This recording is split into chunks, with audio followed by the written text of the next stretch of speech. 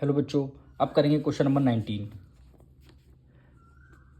Value आपको given है A B square minus B C square minus A B plus C square. अब देखिए, first two term then last के two term में से आपको कॉमन लेना है।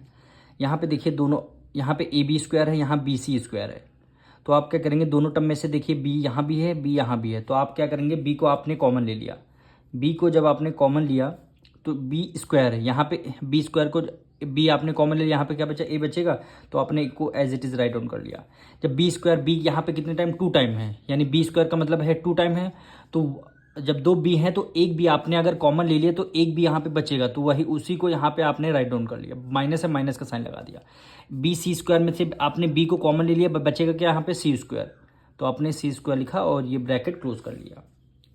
अब देखिए यहाँ पे A B plus C square, दोनों टर्म में से हमारा कोई नंबर ऐसा इंटीजर नहीं आ रहा जो हमारा कॉमन होगा। जब कोई नंबर हमारा कॉमन नहीं होता है तो हम क्या ले लेते हैं, वन। क्या कॉमन होगा, वन कॉमन होगा, वो भी माइनस है तो आपने माइनस का साइन यहाँ पे लगा दिया।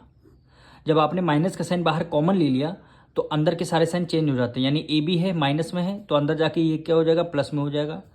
ये सी स्क्वायर प्लस में है, हमने माइनस का साइन कॉमन अगर ले लिया है तो माइनस का साइन अगर साइन चेंज हो जाएगा, सी स्क्वायर किस में हो जाएगा, माइनस में हो जाएगा। यहाँ पे कोई नंबर हमारा कॉमन नहीं था इसलिए -1 को हमने कॉमन लिया। क्यों लिया, क्योंकि दोनों ब्रैकेट को हमने क्या करना था, हमको सेम करना था। अब देखिए दोनों ब्रैकेट हमारे सेम हो गए, A B minus C square, A B minus C, दोनों ब्रैकेट को सेम हो गए। अब क्या करिए आप, तो यहाँ पे लिख लीजिए A B minus C square, दोनों में से एक ब्रैकेट को आपने एक बार लिख लिया। अब क्या आपको रिमेनिंग है, रिमेनिंग क्या बचा, b -1, तो आपने क्या लिख लिया, b -1। यही आपका आंसर हो गया।